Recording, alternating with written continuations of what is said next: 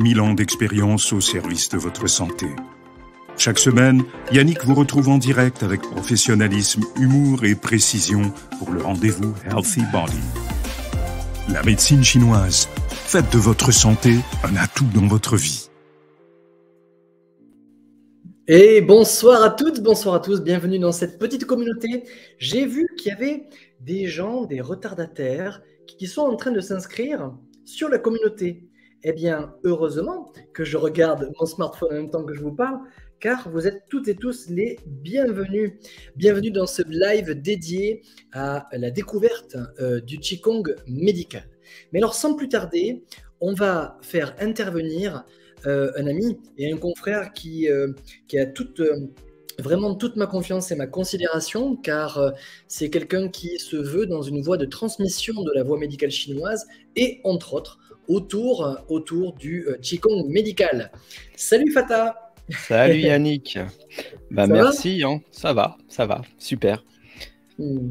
Eh bien, écoute, pour dire aux auditeurs qui nous regardent, enfin même ceux qui nous voient aussi, j'aimerais bien qu'on fasse quelque chose de très à la bonne franquette, simplement nous dire, parce que vous aurez accès au chat, je vais regarder le chat en direct si vous avez des questions, bien sûr, mais j'aimerais bien juste avoir votre prénom et de là où vous écrivez, où vous nous regardez, parce que je sais qu'il y a la Suisse, là où j'habite, il y a la France aussi, il va y avoir aussi une partie de la Belgique, peut-être l'Angleterre, le Portugal qui va nous regarder aussi, et d'autres pays francophones, notamment le Canada, qui pourraient nous regarder. Donc, merci de vous manifester, votre prénom, votre ville ou votre village, et ça ira super. N'hésitez pas à mettre les pouces bleus si ça vous plaît, bien sûr.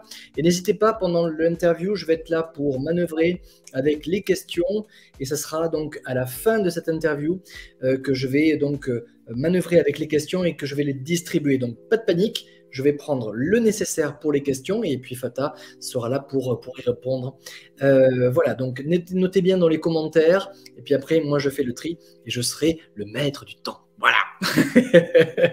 Bien. Alors, avant de t'introduire, je voudrais savoir s'il y a des gens qui vont nous parler. Alors, Jacques de Nantes, salut Jacques. Je vais arriver comme ça. Il y a Jean-Yves. Salut Jean-Yves. Dijon qui nous regarde. Eh bien, salut. Fabienne d'Annecy. Brigitte. Eh bien, il y en a de la troupe ce soir sur YouTube, sur Facebook. C'est génial. Eh bien, dis donc, ça porte de l'intérêt ça amène beaucoup d'intérêt à faire ces entrevues. Qu'est-ce que tu en penses, Fata? Parce que là, je pense que là, on touche quelque chose d'essentiel. C'est la santé qui n'est pas une option. Et donc, à travers ce Qigong médical, et puis je vais te laisser parler, comment faire. D'ailleurs, j'ai une question pour toi. Ouais. Si on devait définir le Qigong en général, ça serait quoi? Qu'est-ce qu'on pourrait mettre comme idée sur le Qigong en général? Sa propre définition, Qigong, Qi, généralement on le traduit par énergie. D'habitude, on ne le traduit pas. On préfère garder Qi chez les Chinois et Qi chez les Japonais. Donc, pour ne pas déformer, parce que l'énergie, c'est vraiment... c'est pas vraiment ça. Et Gong, généralement, on le traduit par travail. Mais c'est plus que le travail. C'est travail, pour maîtriser. C'est plus la maîtrise du Qi. Et c'est toutes les activités qui sont nécessaires pour justement maîtriser ce Qi, sentir sa circulation dans le corps pour avoir une harmonisation dans tout le corps. Okay. Voilà, c'est la maîtrise du Qi. C'est la maîtrise du Qi. Donc tout est une question de maîtrise aussi du corps et de l'esprit dans le Qigong. Mais on n'a pas parlé de toi, parce qu'il y a des gens qui... Julia de Berlin qui nous regarde, Alger qui nous regarde. Salam alaikum. Il n'y a que deux petits trucs que je connais en arabe, c'est tout. Hein. Excusez-moi d'abord. Qui est Fata?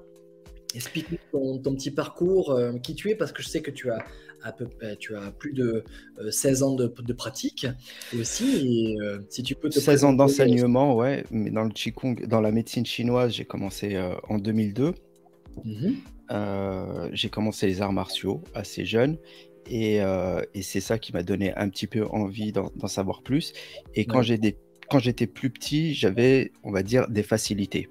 Des facilités, à savoir que j'avais tendance à aller poser le doigt où ça faisait mal chez les gens.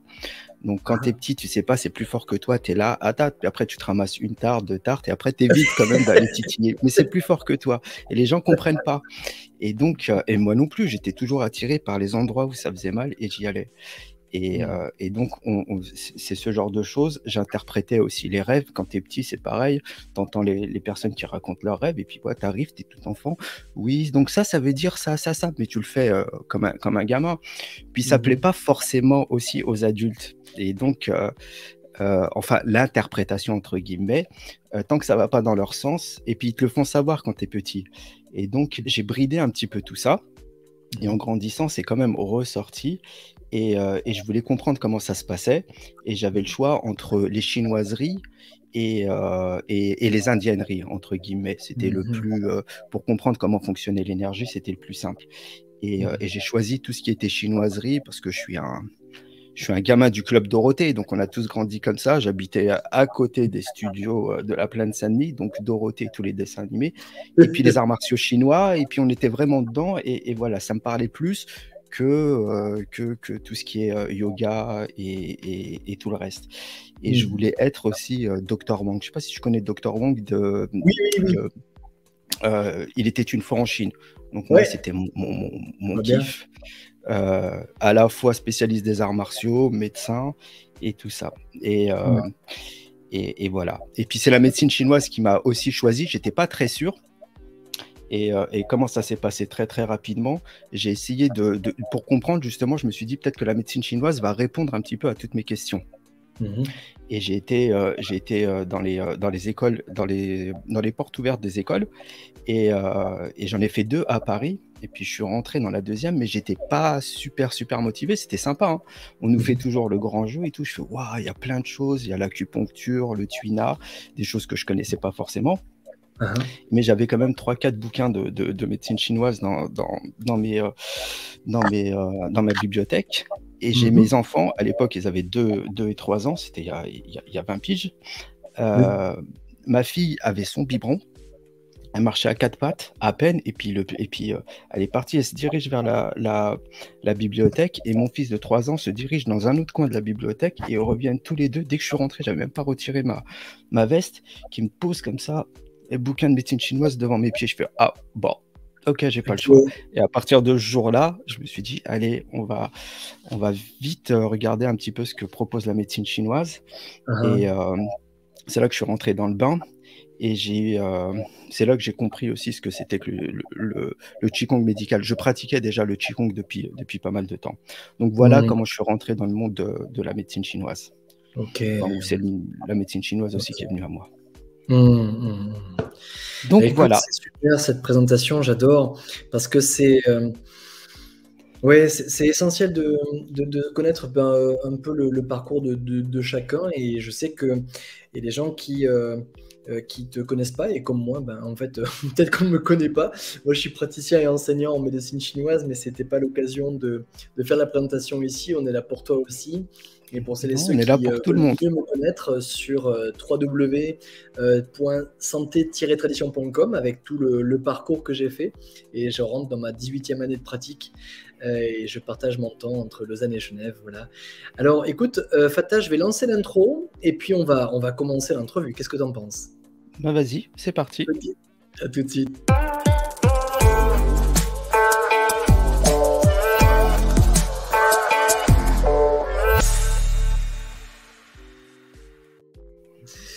Alors, qu'est-ce que le Qigong, et avec les types de Qigong? Alors, il semblerait qu'il y ait différents courants, si j'ai bien entendu. Il y a plusieurs courants. Généralement, quand on parle de Qigong, on entend très souvent, et c'est relié par plein de monde, même les écoles de Qigong, on entend souvent dire que c'est la 5e branche de la médecine chinoise.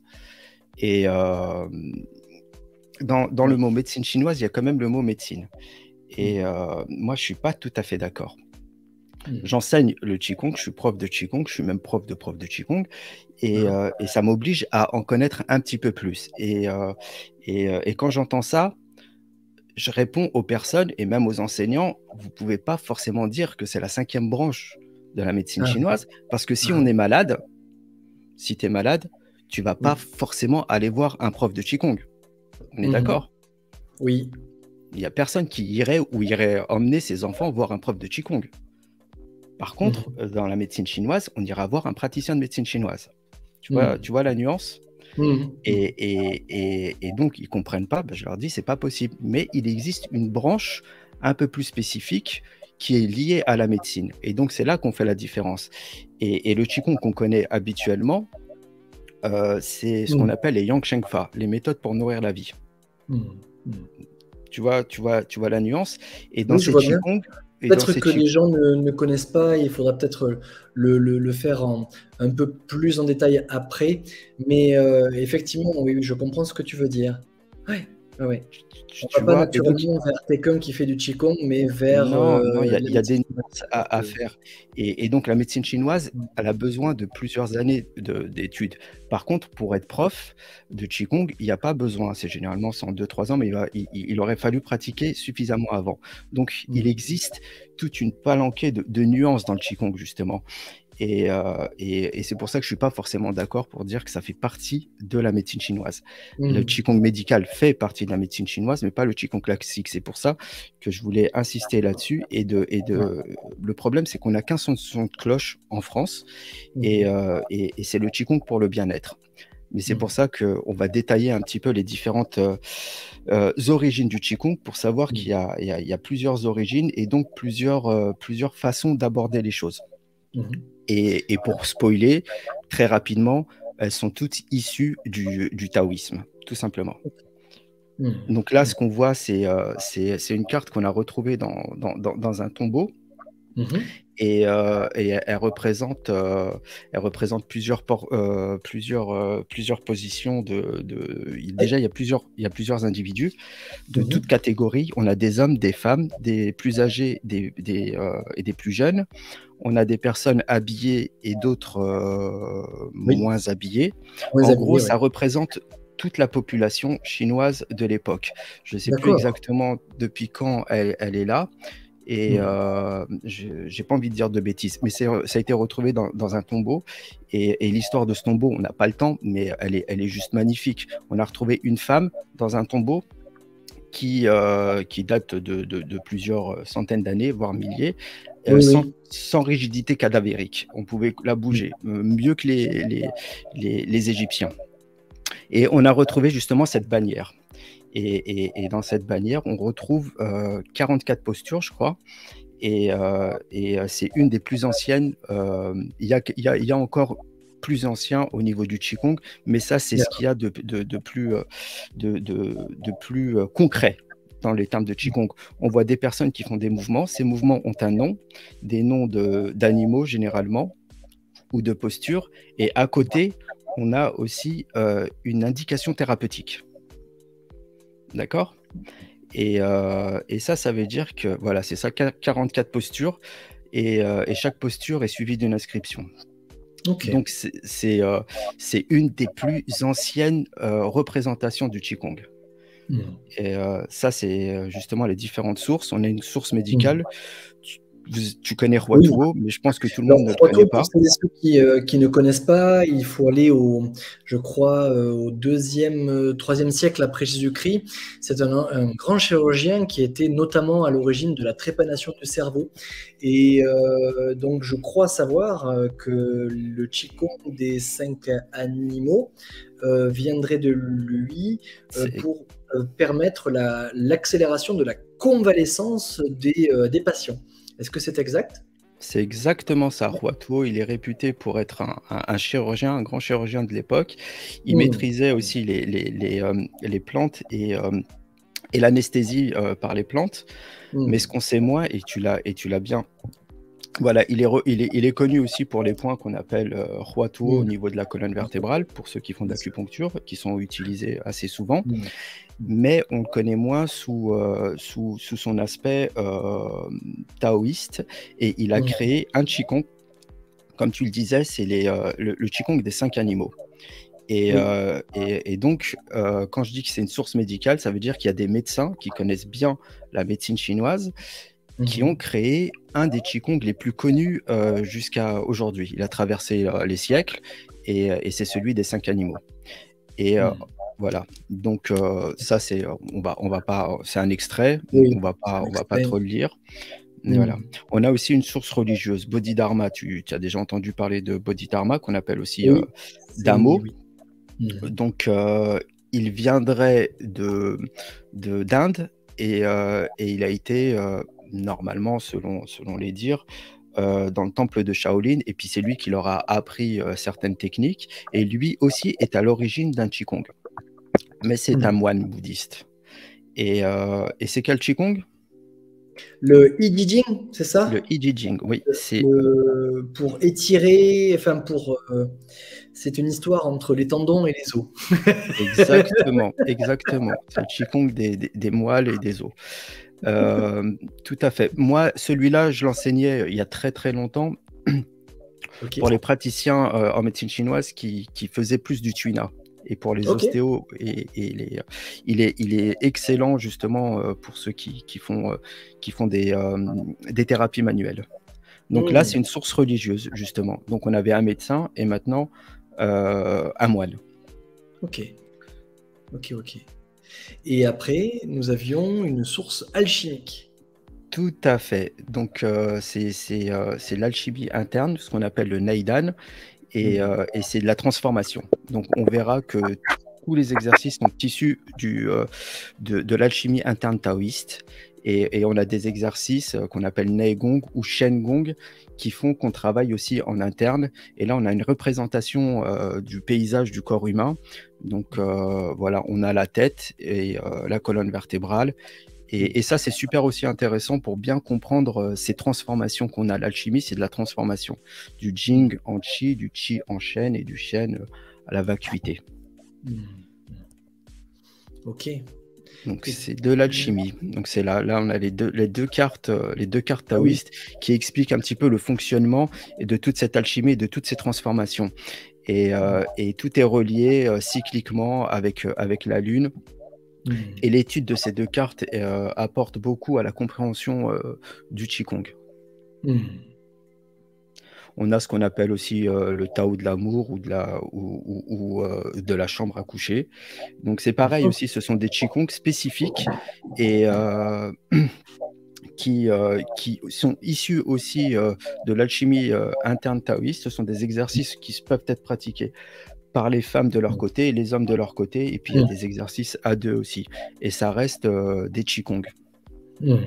Comme quoi, la sexualité aussi est une nourriture comme manger 3 fois par jour.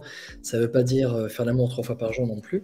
Après, il y a des techniques, bien sûr, pour éviter de perdre de son énergie et plutôt que de se disperser, de la nourrir et de la contenir aussi, de la distribuer. C'est tout un... Et c'est toujours cette histoire de transformation. Et c'est un moyen très intéressant de pouvoir accéder aussi à d'autres choses. Parce que là, c'est aussi très, très spirituel. Là, on a une source martiale. Donc, on avait des sources... Source martiale du Qigong. Waouh. Est-ce que vous connaissiez ça déjà? Répondez sur les commentaires. Est-ce que vous connaissiez déjà la source martiale du Qigong? Là, quand on parle de martial, c'est en temps de guerre. C'est le général Liu Fei qui a justement créé un Qigong, le plus connu de tous les temps, qui a traversé les siècles. C'est celui qu'on appelle les 8 pièces de brocart, les Baduanjin.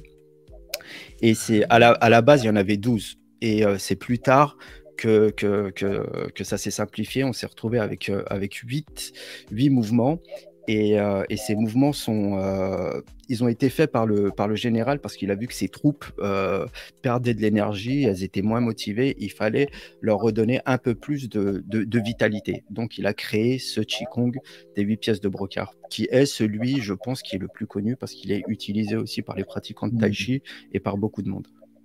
Ce que j'ai pu voir en Chine, du côté de Shanghai, c'est ce qu'on m'avait dit, qu'il y avait autant de Baduanjin que de Chinois. Exactement. J'ai appris 4 formes, j'en ai enseigné 2. Et la dernière, qui est celle qui est officielle, c'est celle du Qigong de santé qui fait le job. Et voilà. 4 formes, et ça dépend, hein, que ce soit sur Wudang. Ouais, bon, j'en ai appris. Ouais, oui, c'est ça, bien 4. Pareil pour les autres, hein. Ok. Excellent. Donc voilà, c'était pour à peu près expliquer les différentes origines du Qigong. Oui. Et avec, pour la plupart, des actions différentes pour avoir des résultats quasiment similaires. Mais il faut pas, je préfère insister sur le fait que c'est dû à de l'alchimie, c'est pas juste une pratique et de la gymnastique.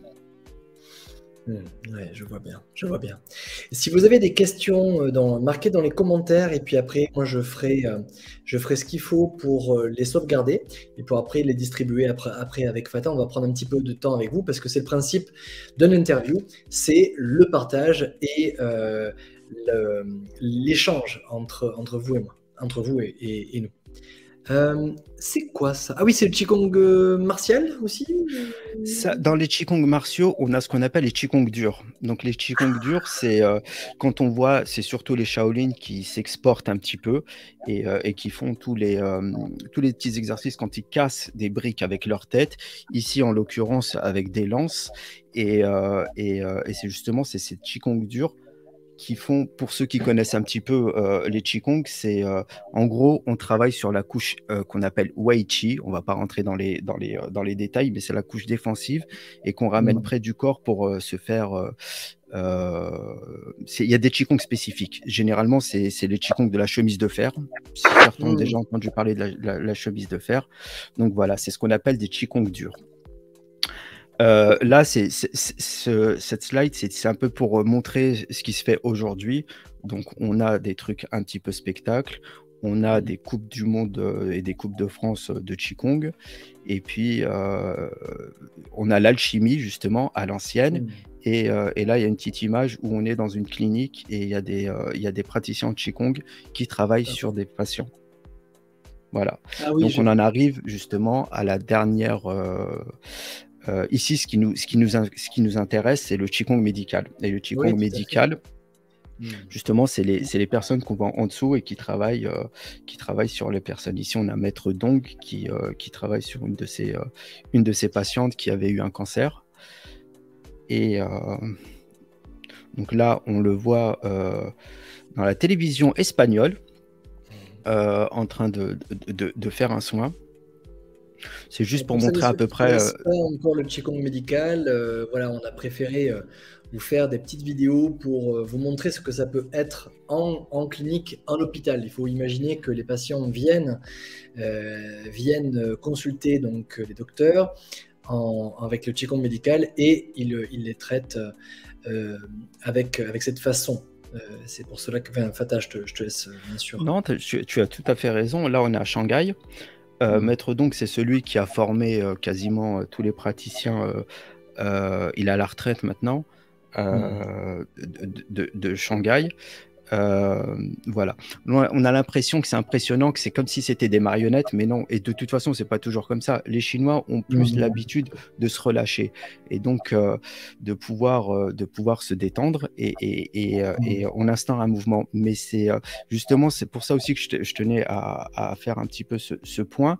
C'est pas déjà tout le temps comme ça. Ça, c'est une technique parmi d'autres. Il y en a plein. On peut être c'est différent en fonction du travail de chacun. Moi, je travaillais comme ça il y a une dizaine d'années. Je le fais plus. De temps en temps, ça nécessite aussi qu'on soit un petit peu dans ce mouvement. Mais c'est pas la personne qui fait le marionnettiste et puis la personne, elle est là en train de lever le bras, le pied, sous l'impulsion. Non, c'est plus un échange à deux et le praticien sent ce qui se passe. Et on ramène du mouvement. Et c'est un petit peu comme ce qu'on appelle le Twishu, tu vois, en Tai Chi. C'est une danse à deux, d'accord? Il n'y en a pas un qui contrôle l'autre. C'est vraiment des choses qui se font naturellement. Le Twishu, pour celles et ceux qui ne connaissent pas le Tai Chi Chuan, c'est une des techniques pour apprendre notre propre équilibre et travailler en fait avec un partenaire et non pas un adversaire. un partenaire qui va, les twitch rows, c'est ce qu'on appelle les mains collantes. Et vous allez avoir certaines techniques où en fait on va travailler les formes de Tai Chi Chuan, et pour mieux les intégrer en nous-mêmes, puisque le Tai Chi Chuan est un art martial aussi, eh bien ce qui va se passer, c'est qu'on va travailler à deux partenaires et on va essayer de se déséquilibrer aussi, ou d'amener notre énergie autre part pour mieux la développer et la projeter après aussi. Donc c'est une des techniques dans le Tai Chi Chuan, c'est pas juste en solo, on fait les choses aussi à plusieurs. Sans compter les armes. Et puis, enfin, je crois que... Hein, c'est exactement ça. Le Twishu permet justement d'écouter. Et le Qigong médical, justement, a besoin de cette écoute. Mais c'est avant tout un travail sur soi. C'est vraiment un travail sur soi. C'est un travail alchimique, ce qui nécessite beaucoup plus de travail que le Qigong standard. C'est pas juste on fait les 8 pièces de brocart et puis tout se passe bien. Quoique les 8 pièces de brocart, si elles sont bien faites, on peut la pratiquer toute notre vie et développer pas mal de choses. Donc le Qigong médical, c'est avant tout un art de vivre et un travail vraiment sur soi pour bien se connaître. Et pour ça, il existe des exercices, et généralement c'est des exercices taoïstes, des Qigong, ce qu'on appelle aussi des Shen Gong. C'est le travail du Shen, de l'esprit, et des méditations. Donc c'est un ensemble de méditations, de Qigong, et un état d'esprit qui nécessite de retrouver son axe Shaolin, sa verticalité, et ça nécessite du temps. Mais plus que du temps, ça nécessite une rigueur, et vraiment, on est obligé de rentrer à l'intérieur, au plus profond de notre être, jusqu'au côté le plus obscur de notre être, et justement ces Qigong nous permettent vraiment de rentrer, et on n'est pas dans des Qigong de bien-être qui permettent de faire circuler et de trouver l'harmonie. Là, on est vraiment dans des Qigong où ça va aller chercher, aller bien remuer les choses, et il y en a qui arrêtent en cours de route parce que derrière c'est trop, ça commence à changer, ça casse les certains schémas, parce que c'est quoi le Qigong? C'est quoi qu'il arrive, on a le corps, l'esprit, et si on travaille sur l'un, on travaille forcément sur l'autre. Oui, et bien comme sûr. ça remue à tous les niveaux. Ça remue au niveau émotionnel, ça remue au niveau psychologique, et derrière, il y a des remises en question qui se font.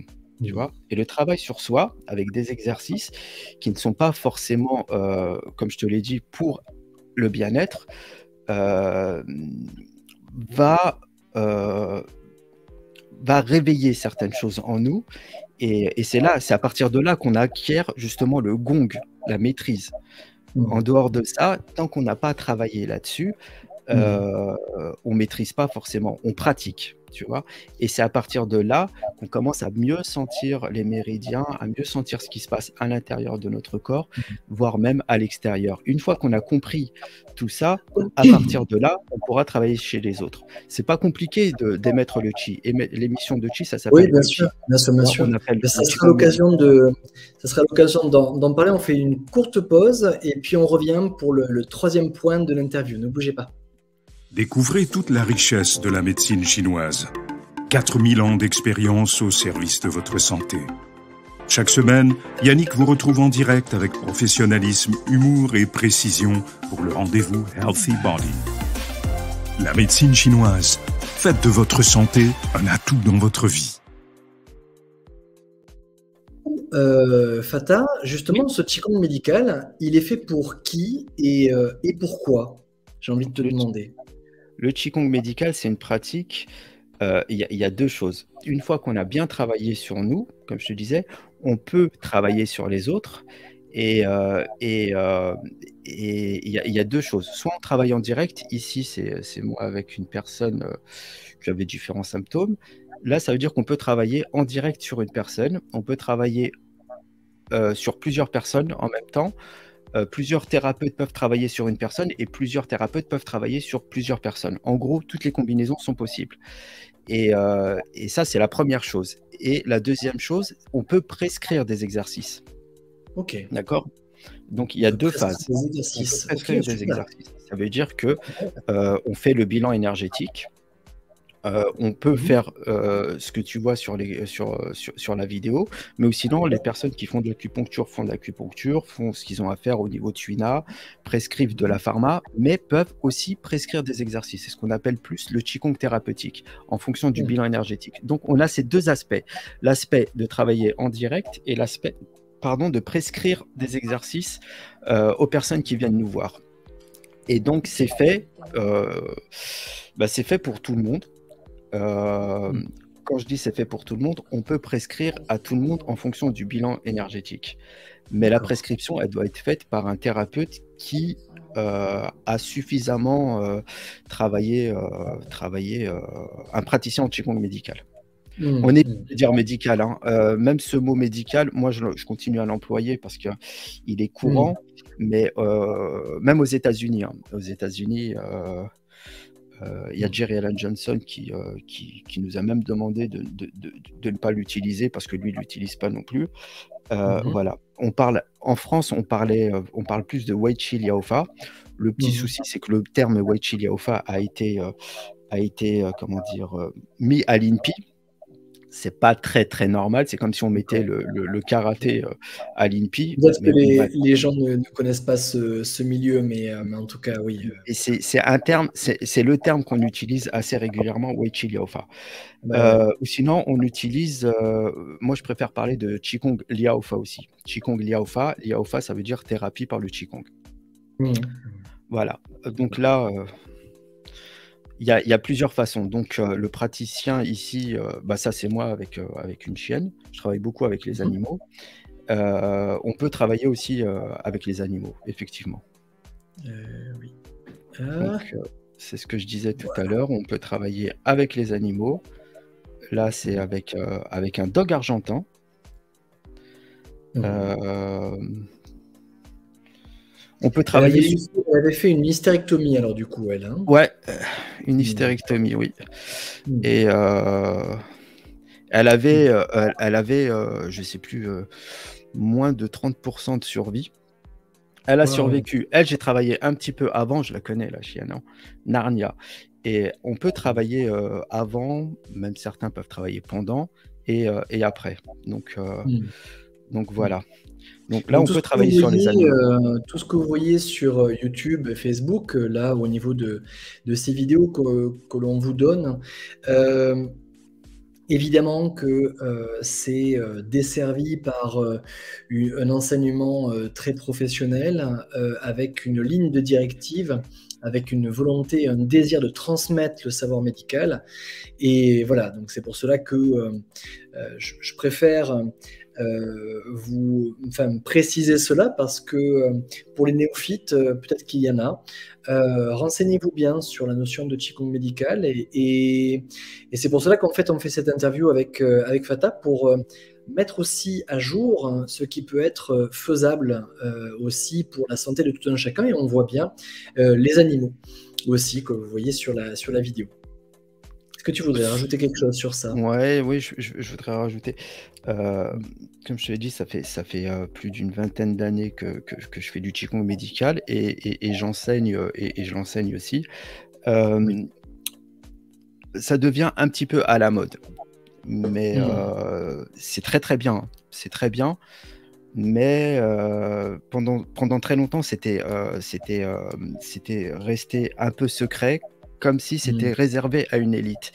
Et j'ai essayé de banaliser un petit peu les choses, les rendre un petit peu plus accessibles. Et parce que je l'ai dit, c'est vrai que j'ai quelques petites facilités, mais pas tant que ça. Mais ça veut dire que ça me permet de savoir comment ça fonctionne et de pouvoir aussi l'enseigner pour montrer que tout le monde peut pratiquer et, et de le faire sortir un petit peu de l'ombre. Et, euh, et on continue quand même à garder cette part de mystère exprès. Hmm. Alors qu'il y a rien de mystérieux, c'est juste du chi. Le chi a ses règles, on peut le palper, certains peuvent le voir. il n'y a rien de très transcendantal. Ceux qui pratiquent du Qigong, vous pouvez sentir un ballon, mais il y en a tout de suite, dès qu'ils commencent à sentir, se disent « Ah, ça y est, j'ai du magnétisme et puis je peux aller soigner les gens. » Non, ça ne veut pas dire que vous pouvez soigner les gens. Ça veut dire simplement que vous arrivez à sentir le Qi. Et c'est complètement différent. Mais pour pouvoir passer ce cap, il y a un travail à faire pour ne pas s'épuiser, se fatiguer ou se faire du mal, entre guillemets, ou même faire du mal sur les autres. Donc, on m'a collé une étiquette justement excuse-moi de t'arrêter très rapidement, parce que la pratique du Qigong peut amener certains problèmes si c'est mal fait. C'est ce qu'on appelle les déviations du Qi. Mais comme dans l'imaginaire et des gens, le Qigong, et c'est pas de leur faute parce que c'est comme ça que c'est présenté, et on peut l'expliquer, mais on n'a pas le temps, pourquoi c'est présenté ainsi. La pratique du Qigong, si elle est mal faite, peut justement, comme tout à l'heure, je te disais que le Qigong veut dire travail et maîtrise du Qi. Et si on ne maîtrise pas ce Qi, on peut faire un peu n'importe quoi et faire des dérèglements dans le corps. Mais on peut aussi dérégler le corps des autres. Et c'est ce qu'on appelle les déviations du Qi. Et ça aussi, pour que ça rentre un petit peu dans le quotidien des personnes, ça nécessite des explications. Et c'est ça qui est un petit peu compliqué en ce moment. Dis-moi. D'où l'intérêt de faire une formation. D'ailleurs, il y a une formation qui va arriver, que tu vas lancer courant janvier, je crois, hein, c'est ça? Ouais, moi j'avais arrêté de former justement parce que, comme je t'expliquais, c'est vraiment un travail sur soi et il faut vraiment s'investir. Et ça nécessite et ça demande du temps. Et le problème, c'est que ces dernières années, on m'a sollicité pour former. Au début, j'avais un petit peu le syndrome de l'imposteur, mais ça n'a pas duré longtemps. Et je me suis retrouvé à aller à droite, à gauche, un petit peu partout. J'enseignais en France, à Lyon, à Nantes, à Paris. On était aux Antilles, Guadeloupe, Martinique. Donc, j'étais tout le temps avec des sessions différentes. J'étais tout le temps sur la route. Et j'avais plus de vie. Donc, j'avais dit, bon, stop, j'arrête. Et on m'a ressollicité ici à Nantes. Et j'ai changé le mode d'enseignement. Parce que, comme je te l'ai dit, ça nécessite vraiment un travail et des connaissances en médecine chinoise et un investissement personnel en temps, en énergie et en apprentissage. Qu'est-ce que tu proposes au mois de janvier? Donc, au mois de janvier, c'est ce que je disais, on m'a sollicité pour Nantes et là, on me sollicite aussi pour la Suisse, du côté de chez toi, justement. Mais je serais à Bulle, donc on aurait pu faire des trucs à Genève comme tout le monde ou à c'est dans le canton de Fribourg, hein, c'est juste. C'est dans le canton de Fribourg, effectivement. Maintenant, je commence à connaître la Suisse, c'était sympa. On y avait été pour faire un clinica sur les enfants, notamment en Chiao Artuna.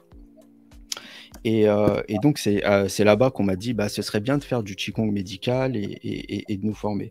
Donc, j'ai dit OK, pas de problème. Alors, mais je le fais en petit comité. Donc, on a une quinzaine de personnes qui veulent s'inscrire et qui veulent avoir des renseignements. J'ai laissé, et je vais vous laisser après, le lien pour les formalités, pour découvrir cet enseignement sur jaganwolf.fr et vous aurez toutes les informations nécessaires dessus. Est-ce qu'il y a... voilà, en plus, il y a des questions, c'est super. Voilà, on va commencer par celle-là, si tu veux bien. À moins que tu voudrais rajouter quelque chose, peut-être. Non, mais on verra avec les questions. Oui. Alors, la première question, et puis Charline et Jacques, je vous ai déjà noté. La première question qui nous vient d'Orchidée. Combien de temps faut-il pratiquer le Qigong par jour et quel est le meilleur moment de le pratiquer pour ça? Merci Orchidée pour cette question. Il n'y a pas vraiment de meilleur moment. Les Chinois vont vous dire à 11h, à 19h. Il y a des horaires spécifiques. Après, à titre personnel, la pratique du matin et la pratique du soir, par exemple, est complètement différente. Donc, et je sais que de s'astreindre des heures, c'est un peu différent. Il faut savoir que dans le corps, on a ce qu'on appelle un cycle circadien, on a l'énergie qui circule, et donc quel que soit le moment de la pratique, c'est différent. Et en plus, le matin, c'est yang et le soir c'est yin. Une même forme, par exemple, si on pratique le qigong des 8 pièces de brocart le matin et le soir, n'aura pas le même effet le matin et le soir. Donc il n'y a pas de meilleurs moments. Vous allez toujours trouver les meilleurs moments, mais c'est celui qui vous convient. Si vous arrivez à trouver du temps pour vous, c'est déjà super bien. Pratiquez une forme, pratiquez-la entièrement. Ce que je peux conseiller, c'est minimum 20 minutes. Mais vraiment le minimum du minimum, parce que c'est qu'au bout de 20 minutes que ça commence vraiment à se mettre en place. Et après, si vous pouvez plus longtemps, tant mieux. Mais voilà, échauffez-vous un petit peu les articulations avant, et un minimum de 20 minutes. Après, ça dépend ce qu'on veut. Si c'est pour une pratique de bien-être, la fréquence, c'est bien 3 fois par semaine. Si vous pouvez alterner ce qu'on appelle des qigong statiques et des qigong dynamiques, ça peut être sympa. Si vous pouvez faire tous les jours, c'est génial aussi. Et ce que je peux conseiller, c'est quand même de commencer avec un enseignant. Parce que c'est bien gentil, YouTube, c'est bien pour découvrir des pratiques, mais c'est là qu'on acquiert, si on le fait tout seul, on acquiert des mauvaises habitudes. Et c'est ça qui peut... jamais assez, ça. Tu fais bien de le préciser de nouveau. Ouais. C'est ça qui provoque quelques petits problèmes. Et ces problèmes peuvent être d'ordre fonctionnel, d'ordre physique et physiologique, anatomique. On peut avoir des problèmes d'épaule, de genoux, ce genre de choses. C'est pour ça qu'il faut mieux penser, ou même digestif ou de sommeil. Tu vois, si on ne fait pas bien les choses dès le début, on peut avoir des petits trucs comme ça qui peuvent se manifester. Et justement, et même se réveiller, parce que refaire circuler du chi, ça veut dire qu'on réveille quelques mémoires, et on se retrouve à réveiller des mémoires émotionnelles juste avec la pratique du chi. Et on ne comprend pas ce qui se passe, on commence à bouger un petit peu, et s'il n'y a personne qui nous explique les choses, eh ben, soit on arrête, soit on continue dans la mauvaise direction. Tu vois ce que je veux dire? Oui, c'est pour ça que le temps, c'est pas ce qu'il y a de mieux, parce qu'on peut pratiquer 20 heures de qigong dans une journée, il restera 4 heures pour dormir, mais si on le pratique mal, ça sert à rien. Autant pratiquer 3 quarts d'heure bien que 2 ou 3 heures n'importe comment. Donc c'est la qualité qui compte, avec la bonne intention, sans rien rechercher. Juste pratiquer. Ne pas chercher des performances, parce que là aussi, quand on cherche des performances, c'est là que ça commence à partir un petit peu en sucette. Donc tranquillement. D'ailleurs, c'est là où il y a une autre question pour toi. Quelle est la méthode que tu pratiques? D'une question. La méthode que je pratique. Une méthode de qigong que tu pratiques. Peut-être que dans cette question, Jacques, si tu es encore là, peut-être la préciser dans le sens, est-ce que c'est la forme de qigong que tu demandes? Est-ce que c'est la pratique du qigong médical que tu demandes? En tout cas, est-ce que tu peux répondre peut-être à ces deux options? Ah, on a le bonjour de Franck Callan. Ah, salut! Ah, Franck! C'est bon, ça. Bon, salut, Franck. J'utilise pas forcément de méthode. J'ai appris, je sais pas, peut-être 175 qigong, je crois que je les avais comptés juste pour le fun. Et en réalité, on ne pratique pas autant. Donc, je vous ai dit, avec un seul qigong, en Chine, vous faites votre vie avec un seul qigong. Et encore, vous n'aurez pas fait le tour de ce qigong. Donc, moi, je pratique des qigong que j'ai appris. Je pratique aussi le qigong, ce qu'on appelle le qigong spontané. Et je pratique des qigong de différentes écoles. Justement, tout à l'heure, on a vu Maître Dong. J'enseigne et je pratique un de ces qigong aussi, qui permet justement de bien se ressourcer. Voilà. Il a créé un qigong spécialement pour les thérapeutes, pour les praticiens en qigong médical. Et il est sympa, je l'aime bien celui-là. Voilà. Et comme j'ai une palette de qigong, je les pratique en fonction de mon état et de voilà. Je peux piocher sur des qigong bouddhistes, sur des qigong taoïstes, des qigong confucianistes. J'ai pas d'école précise. J'ai une palette de choses qui marchent pour moi, et ce qui marche pas forcément pour moi, je l'enseigne aussi parce que ça peut marcher sur les autres. Voilà, si j'ai pu répondre. Pardon. Oui. De bon, ouais. Il y a une autre question qui nous vient de Stéphane. Justement, voilà. Qu'est-ce que tu penses du Qigong spontané sans mouvement, genre de la génération Sun? Ah, je vois qu'il y a des gens qui s'intéressent au Qigong et qui pratiquent déjà. Hein. D'ailleurs, il y a une question qui nous vient de Sylvie. Qu'est-ce que le Qigong spontané? Alors, si tu peux faire une définition un peu courte. Oui. Ouais. Genre Sun, c'est celui qu'on appelle Maître Sun, qui lui, c'est sa base de pratique, le Qigong spontané. Le Qigong spontané, c'est un Qigong qui nécessite de pouvoir se relâcher complètement.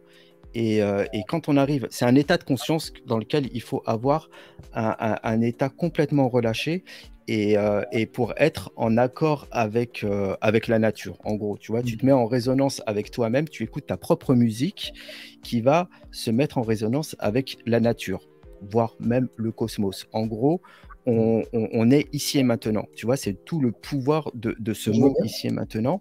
Et une fois qu'on y est, et c'est beaucoup plus compliqué que ce qu'on pense, hein. Et puis là, on peut complètement se relâcher et partir dans des mouvements qui se font naturellement. Et voilà.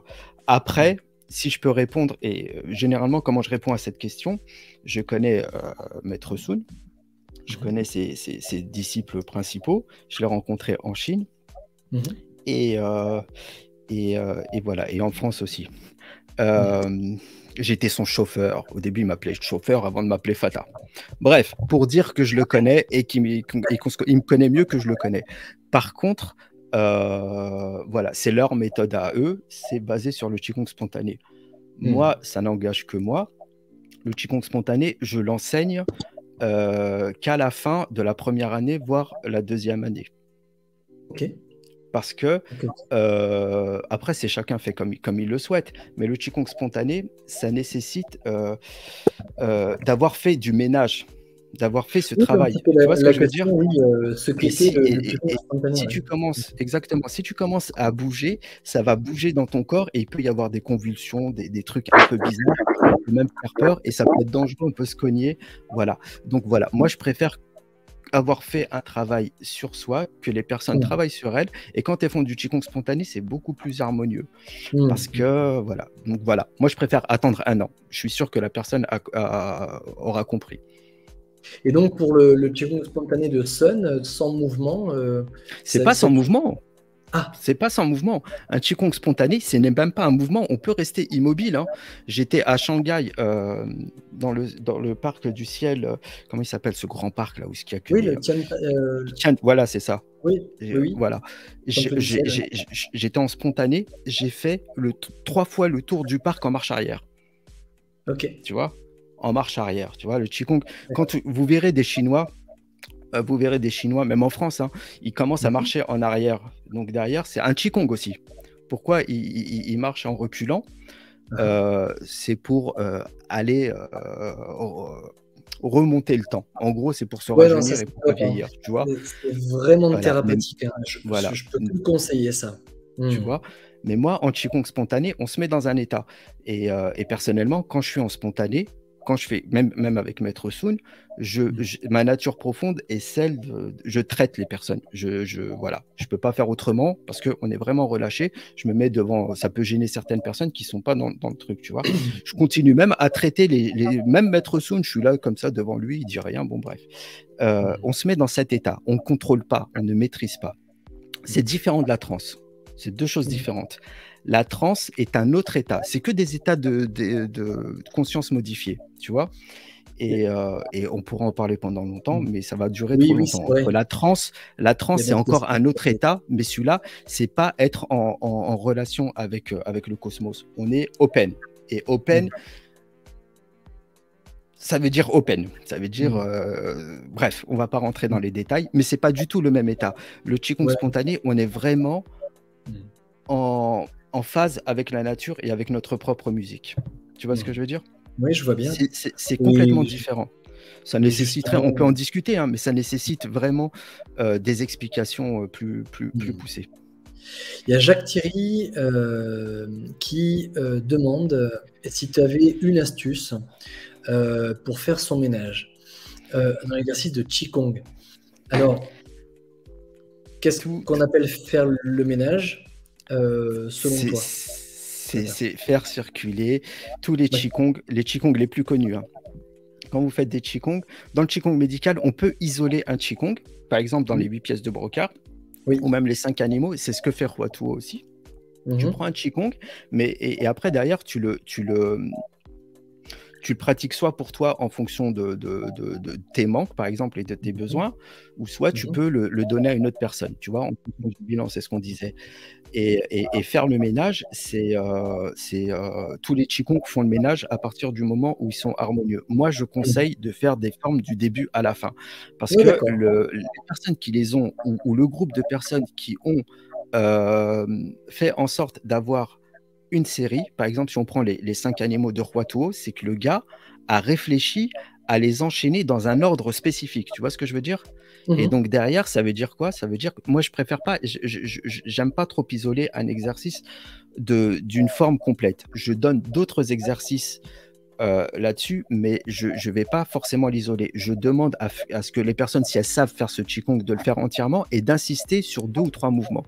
Pourquoi? Parce que quand tu commences un mouvement, ça veut dire que derrière, l'enchaînement est fait pas de façon anodine. Ils sont suffisamment intelligents, ils ont ces connaissances, tu les as vus, ce sont des artistes martiaux dans la médecine ou voire même dans de l'alchimie. Ça te génère certaines choses dans ton corps et après derrière, pour nécessiter justement ce mouvement, tu vois. Isolé, ça fait pas la même chose. Et si tu le fais dans son entièreté, et tu peux insister sur certains mouvements, et si tu fais un Qigong du début jusqu'à la fin, ça fait ce ménage. Donc il y a des Qigong qui font plus de ménage que les autres, effectivement, mais voilà, comme ça sur on va dire Internet et sur les réseaux, je préfère conseiller un Qigong de début à la fin, faites-le proprement. Et les Qigong les plus connus, qui sont le I Ching, les 6 sons, les 8 pièces de Brocard, et puis les 5 animaux sont très très bien pour faire du ménage, mais pas que. Voilà. Donc, les 5 animaux, le Hijijin. C'est ce qu'ont repris justement les Chinois dans le Qigong de santé. Ils en ont rajouté d'autres, mais voilà. Les 6 sons, les 8 pièces de Brocard. Voilà, pour celles et ceux qui voulaient prendre des notes, c'est le moment. Une autre question de Charline. Est-ce que le Qigong spontané peut venir à partir d'une méditation, par exemple, le mouvement se fait à partir du relâchement. Alors, dans sa question, je pense qu'il y a... Est-ce que tu as compris sa question? J'ai très bien compris sa question. D'accord. Effectivement, le Qigong spontané, il y a beaucoup de personnes qui peuvent partir en spontané. Même dans leur pratique, ils commencent à bouger, puis après, derrière, ils vont se relâcher. Mais ce n'est pas du vrai spontané. Pour faire du vrai Qigong spontané, je tiens à le rappeler quand même, je l'ai dit, et ce n'est pas de façon anodine, j'attends 1 an minimum pour enseigner le Qigong spontané. On est d'accord? J'ai mes propres raisons parce que c'est trop long à discerner, mais je respecte toutes les pratiques, ça n'engage que moi.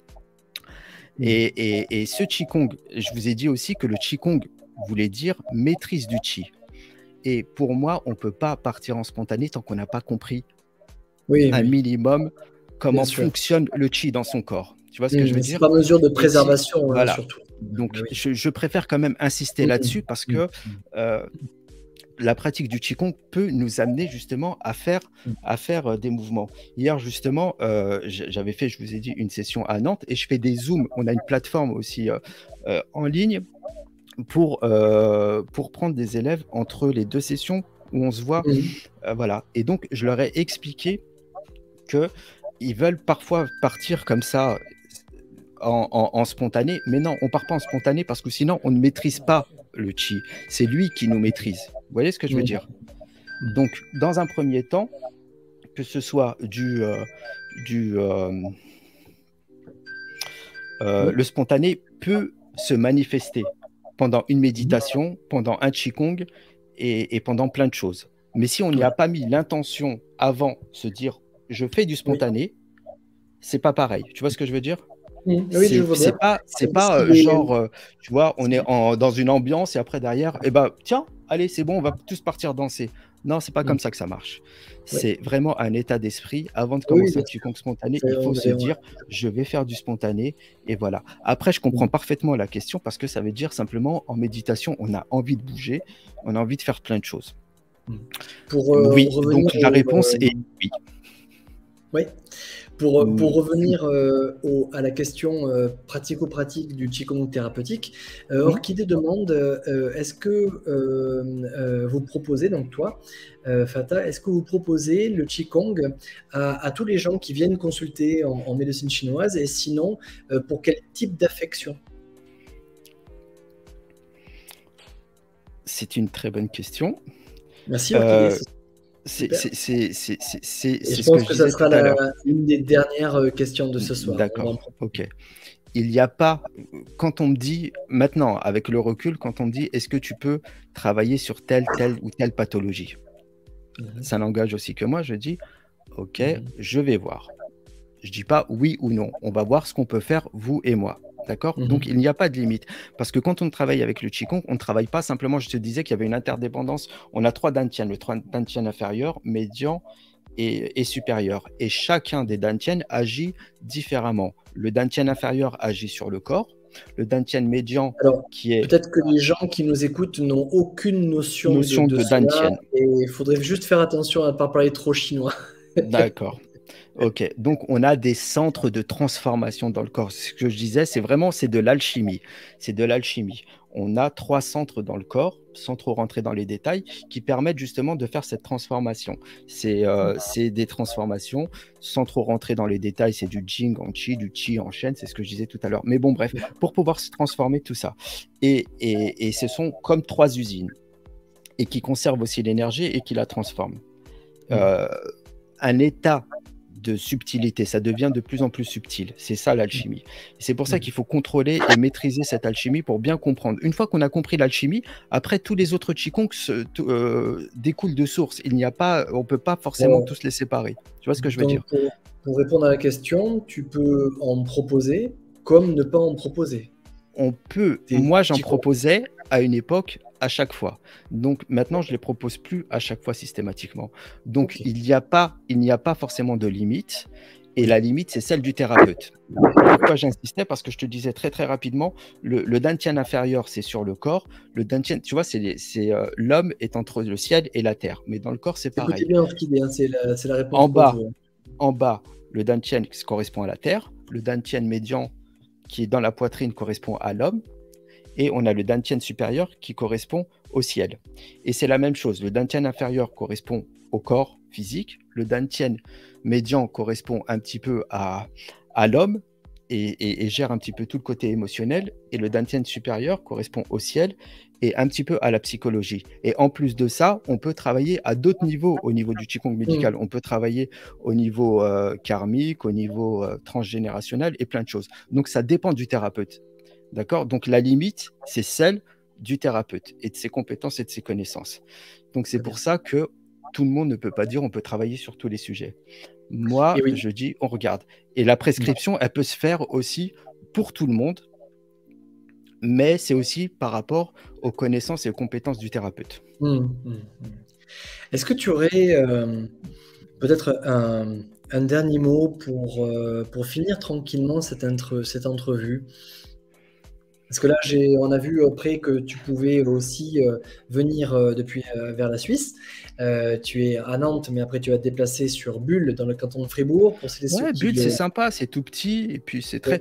On va faire un petit truc sympa. 15 personnes, grand max.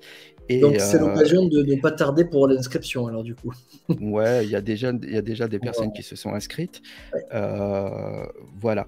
Non, moi, je tenais à démystifier un petit peu les choses parce qu'on a trop l'impression, on fait bouger, on fait ceci, on fait cela, que c'est inaccessible. Et il y en a beaucoup qui jouent avec ça. Non, c'est à partir du moment où on s'implique, on est rigoureux, on comprend un peu comment ça fonctionne et que moi, pendant un an, un an, c'est un travail sur soi. C'est en 2 ans que je le fais et normalement, c'est en plusieurs années, beaucoup plus. Mais j'ai changé un petit peu et je demande d'avoir des praticiens en médecine chinoise. Si ce n'est pas des praticiens, il faut qu'ils m'appellent pour qu'on voit ensemble. Pourquoi? Parce qu'ils ont déjà ces notions. Mais pendant un an, on travaille que sur soi. Voilà. Qu'on puisse bien comprendre comment font les choses. Et après, on peut travailler la deuxième année sur les autres. Par contre, ça, on peut le faire tout de suite, hein. Tu vois ce que je veux dire? Moi, j'en connais, si vous voulez, en quelques minutes, vous jouez avec le chi et puis vous pouvez même travailler sur les autres. Elle est là, la subtilité. Je tenais à signaler que c'est pas, il n'y a rien de magique, c'est que du travail. Tout est pas simple, mais nécessite du travail.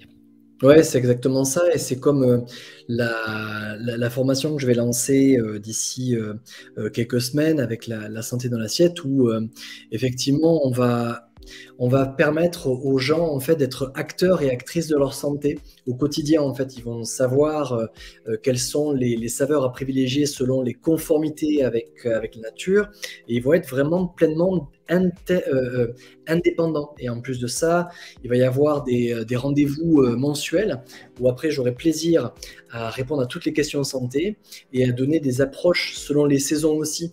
Elle sera peut-être l'occasion aussi, parce qu'il y aura un cercle santé que j'ai fait intervenir, notamment Jean-Christophe, mon collègue maître de thé, qui va nous expliquer le thé, parce qu'il parle du thé comme il parle des femmes en plus. Donc je suis là, vas-y, continue. Il y a d'autres collègues comme Fabienne, qui est une ancienne chirurgienne des hôpitaux de Paris, qui va nous expliquer la naturopathie. Nelly Robert, qui va nous expliquer aussi certaines formes de Qigong, qui est d'ailleurs disciple de